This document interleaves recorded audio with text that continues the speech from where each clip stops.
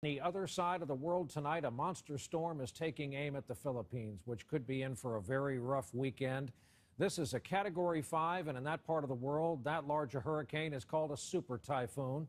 With winds over 150 miles an hour, it's roaring in from the Pacific, threatening some of the same areas devastated by the last big one just last year.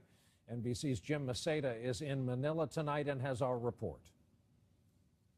It looks like a monster, even from outer space, 450 miles wide and bearing down on the Philippines. With landfall now just hours away, hundreds of thousands in the storm's path have evacuated coastal areas, stocking up on food, water, and other supplies. Dozens of flights have been canceled, sea lanes shut down, and ports closed. This time, people are heeding the warnings. With memories still fresh of last year's devastating super typhoon Haiyan, its record 150-mile-an-hour winds and 20-foot storm surge took the nation by surprise, destroying 1 million homes, displacing 4 million people, and leaving more than 7,000 dead. 1 year later, thousands of Haiyan survivors still live in shelters or tents. Like everyone here, they're now fearful of reliving a nightmare.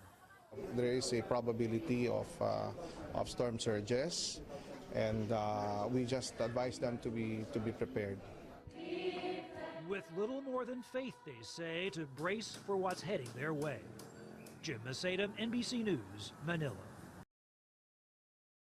The strongest storm of the year anywhere on the planet is zeroing in on the Philippines, and we're talking about Super Typhoon Hagupit. Tom Sater is here to tell us all about it and why it is so dangerous. And you were just saying during the break there, maybe they could get lucky in Tacloban. Well, lucky is. Yeah, they're not in the clear. Yeah. Right. They're not in the clear, but it's trending a little north of Tacloban, which would put the storm surge, the stronger winds north of them. They're still going to see damage. The problem is we're not sure where landfall's going to be. We've never seen a system like this where we can't really nail it down just yet because we can't find any steering currents. Is this bigger than Haiyan? No, but it's pretty close, and it's the strongest since Haiyan. So everybody needs to know that. Evacuations have got to take place, and the problem is it's such a large area of the coastline, about 160 to 200 kilometers. That's a lot of evacuations. And you can't just jump on a car and get down the highway.